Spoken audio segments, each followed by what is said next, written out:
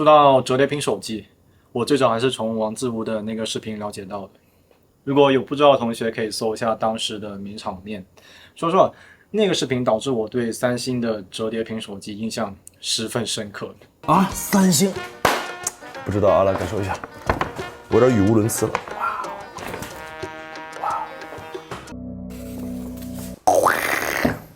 哇哦 ，That's what I'm talking about, man。为了今天晚上呢，我们也准备了一排的工具。这个时候要用哪一个呢？平复一下激动的心情 ，All right, OK。现在这不打开，哇，这个设计真的是很出乎意料啊！哇，这是我独享的 moment，OK。2019年2月，三星 Fold 1代横空出世。在4月份的时候，我看那个视频，说实话，我很难 get 到他当时的那种兴奋感，以及有那么一丝丝不解吧。我真的很想知道，折叠屏手机有这么香吗？如今4年半已过去，三星的 Fold 也迎来了它的第5代。经过中间这4代的迭代与进化，在2023年的今天，我想探究几个问题，就是已经2023年了，折叠屏的工艺是否已经足够成熟？折叠屏的使用体验又是怎么样的？属于折叠屏的时代是否已经真正来临？我想通过这个视频，你我心中皆会有一个答案。当今时代，折叠屏主要分为2种形态，一种是像这样的横向折叠，一种是竖向折叠。竖向折叠呢，就像一个粉饼盒，是从一面小镜子慢慢的展开为一个纸板机；横向折叠呢，就像一本书，从各种比例的纸板机慢慢的展开为一个小平板，就像这样子。这也是我目前认为比较理想的折叠屏形态。然后呢，我们看能不能达成一个共识啊，就是我认为呢，使用折叠屏大部分时间应该使用它的内屏而非外屏，因为如果你大部分时间都在使用外屏，严重依赖于这块外屏的话，你花了比购买旗舰直板机更贵的价格去购买一台折叠屏手机，然后你大部分时间都在使用它的外屏的话，是不是就有点浪费了？毕竟大部分人购买折叠屏手机的初衷是为了购买一块方便携带的可折叠的大屏手机，它的大屏的观感更好，大屏的尺寸更大，看起来更爽。所以它的外屏怎么样，我其实不是特别在乎，我只当这块外屏是一块附赠屏幕，而且这块外屏是一块相当好的屏幕，它的体验观感十分不错。你在外头去查个天气、查个新闻、导个航，真的十分够用。甚至你用它来打游戏，然后看视频，也是一块相当好的屏幕。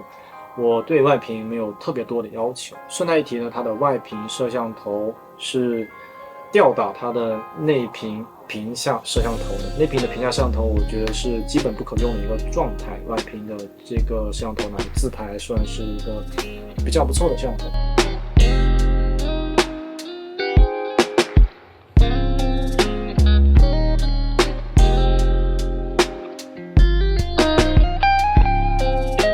关于折叠屏的工艺 ，Fold 5相比上一代提升最大的就是铰链和处理器。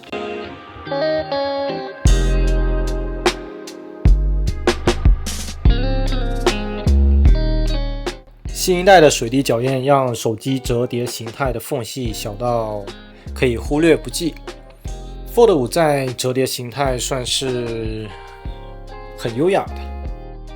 然后是处理器，最新的高通骁龙8 Gen 2 S23 Ultra 同款，主要带来的提升是散热和续航。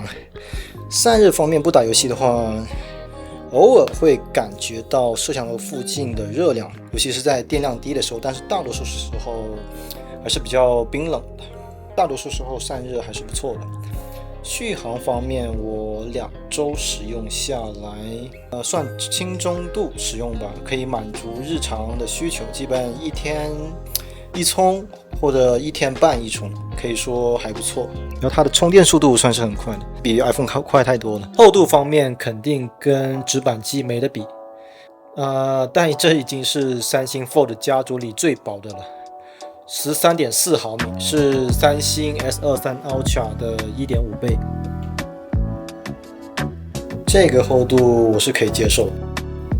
外屏的握持手感对比直板机只能说还行，因为右侧它这里会有一条缝，握起来就有点不太舒服。但是如刚刚所说，折叠屏主要还是使用内屏，这时候握持手感就好很多了。展开后原本还可以的重量分散到2只手上，感觉比 iPhone 14 Pro Max 轻上一截。iPhone 14 Pro Max 握起来像块板砖。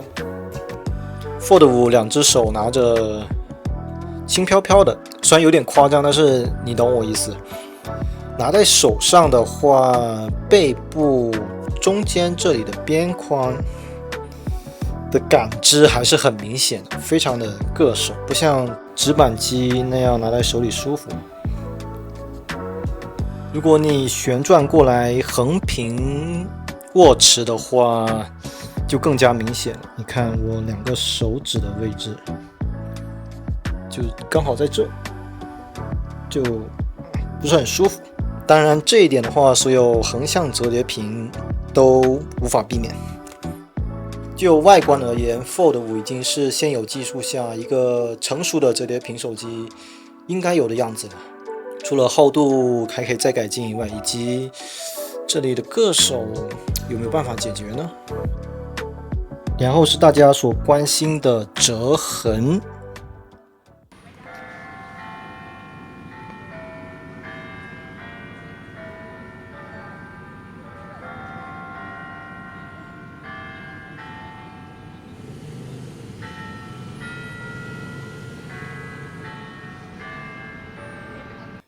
内屏的折痕平常使用时还是略微能感知到，但是已经做得很好了。户外的话就非常明显，折痕在不同场景的感知也不太一样。在视频后面我会分场景讲解。总体而言，离完全无感还是有段距离的。在手持使用的视角，就是稍微有个30度的倾斜，这时候折痕就会非常的明显。要达到任何视角都几乎无感的折痕，可能还需要好几代的迭代吧。总体而言，折痕倒不会是劝退的关键因素。如果要说一个劝退的关键因素，我只能说右上角的纱窗，也就是这个屏下摄像头，这种白色的背景下是尤其明显。你拿在手上去体验一下，你就会明白，这种感觉真的特别明显。所以这算不算一个败笔呢？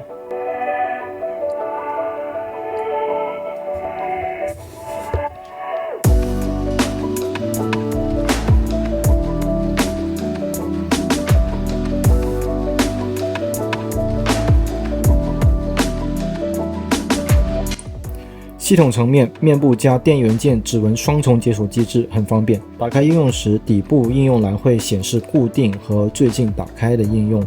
左侧的这个小9宫格可以打开应用列表，方便快速切换应用以及应用多开和分屏，让 Fold 5更像一部小平板。我可以同时打开多个应用，方便快捷的调节应用的窗口大小。也可以左滑右滑让应用挂在屏幕边缘，需要时再打开。上滑导航条可以将所有的应用小窗化，整个动画非常流畅，很好的发挥了大屏的优势。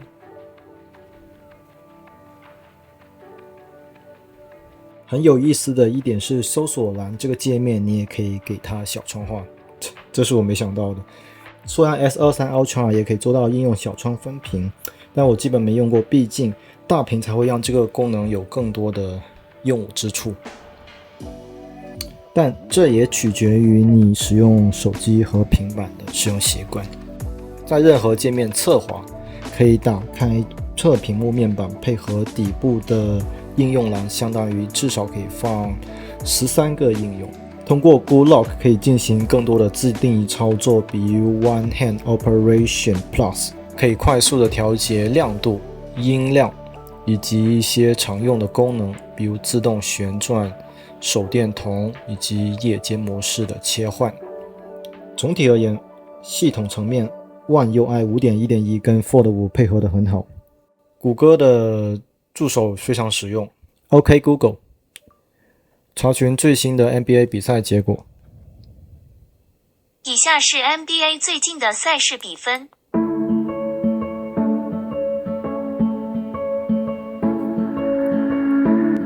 但美中不足的是，并不是所有的应用都已经对横屏进行一个适配。虽然可以强制打开横屏，但说实话体验并不是特别的好。即使强制横屏应用两边也有大量的空白，体验上还是比不上横屏所适配的应用。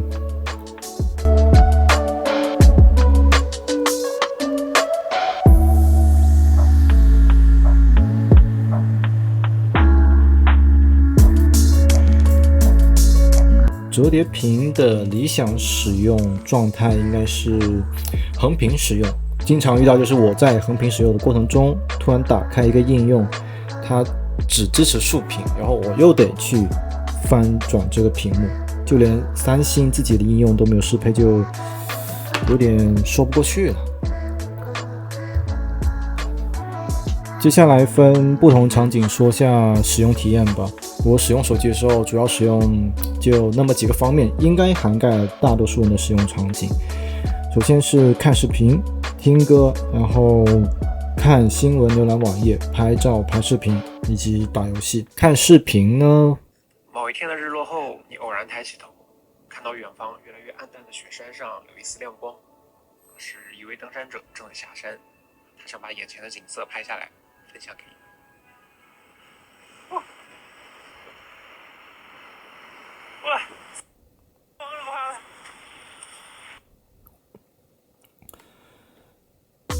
看视频呢，横屏的时候专注看视频，对折痕的感知还是很小的。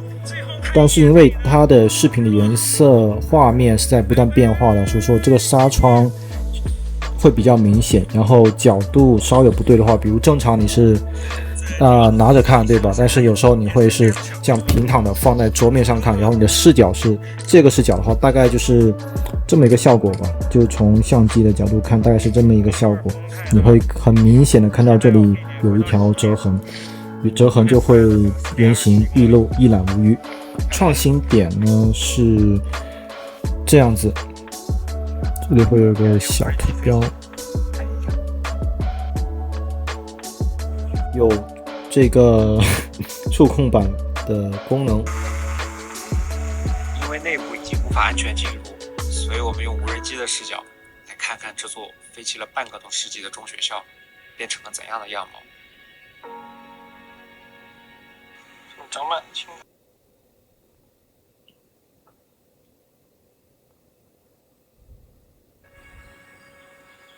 好多都被这个树给吃掉了。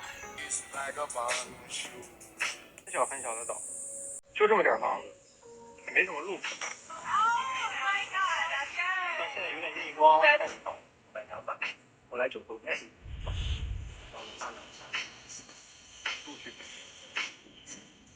62年后就达到了800，时间非常长。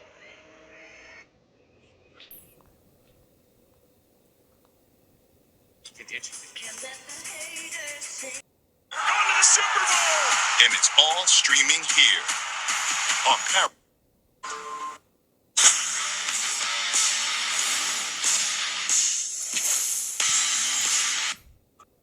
To leave, and I thought he was gone, and I had to leave, and I thought I was gone. So we both are kind of comeback kids at this point in time. I'm extremely grateful and excited I got the second chance. It was definitely a wake-up call, and since then, I've done everything I can.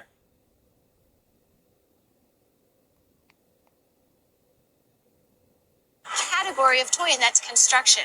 And that's up against giants like Mattel and Hasbro.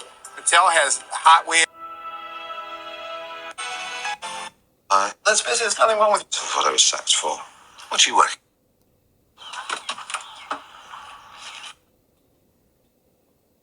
When other toy companies look at Lego, they look at them as a powerhouse. When you look at a $4 billion brand, and it's going to continue to grow this year, it's amazing what they've done. It's become 关于听歌，众所周知，三星是没有自己的音乐应用的。三星上最好的音乐 APP 或许是 Apple Music。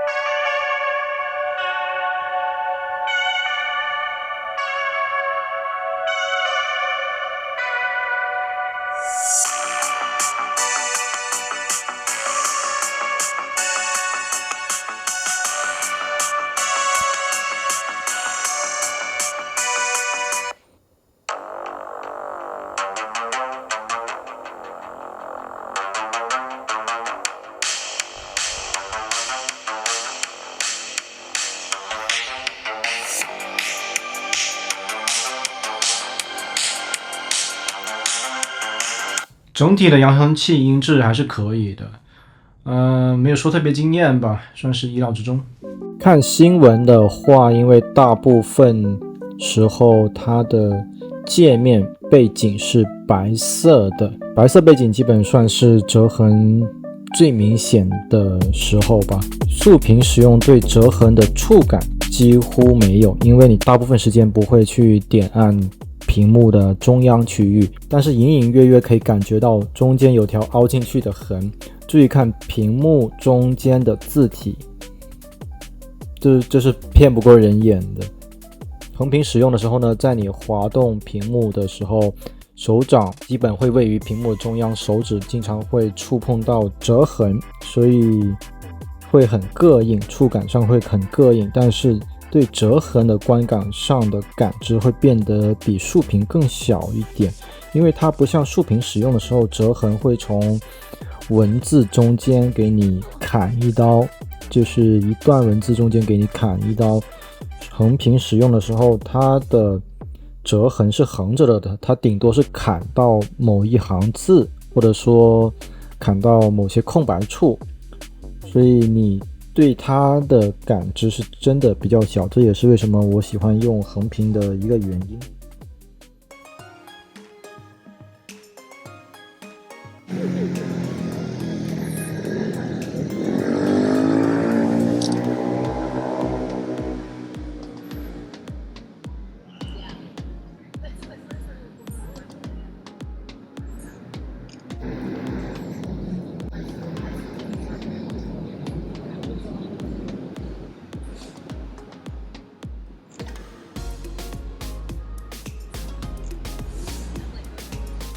拍视频的话，2023年的手机拍视频还是得苹果，防抖、稳定性、过热，苹果都好很多。Fold 5这次有8K 视频录制规格，最高8K 30帧，可以看一下。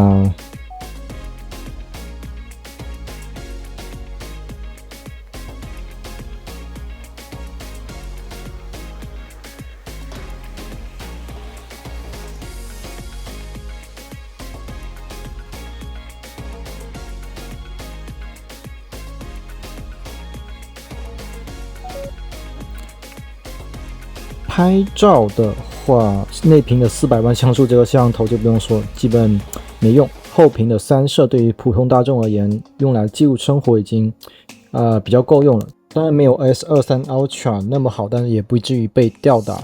S23 Ultra 是2亿像素 ，Fold 5是5000万。拍照拍摄视频这一块还算不错，没有很惊艳的地方。接下来我会放一些 Fold 5对比 S23 Ultra 对比 iPhone 14 Pro Max 对比索尼全画幅相机 ZV-E1 的样张对比，大家感受一下就知道我是什么意思了。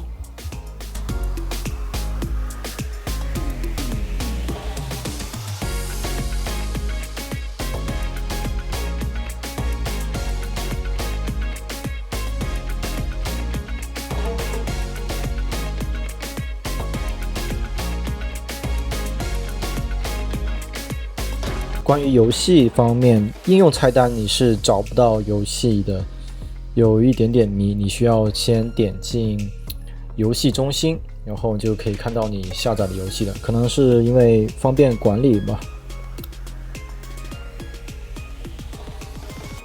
大屏就是爽，感觉是拿了一个小的 iPad 在手上。当然也取决于游戏类型，如果你的游戏类型是你的手指经常需要在屏幕中央滑动，那你会感觉到这个折痕非常的膈应。但如果只是玩射击类游戏就还好，因为你大部分时间都只是在屏幕下方去操纵方向、发送指令。玩游戏的时候对折痕的观感上的感知有那么一点点，右眼能够察觉出来折痕处有那么一点点反光，但玩游戏的时候游戏画面在不断的变化，而且你在专注的打游戏，这时候感知其实就不怎么明显了。OK， 以上就是本期视频的所有内容了，感谢你能观看到现在啊。最后我想说，在这个频道我未来会主要做2件事情，一个是关于vlog，另外一个是关于数码产品，所以如果你也同样感兴趣的话，不妨点一个关注。那我们下个视频再见。很有意思，就是三星的语音助手的回答。我想这个就是三星自己给出的答案吧。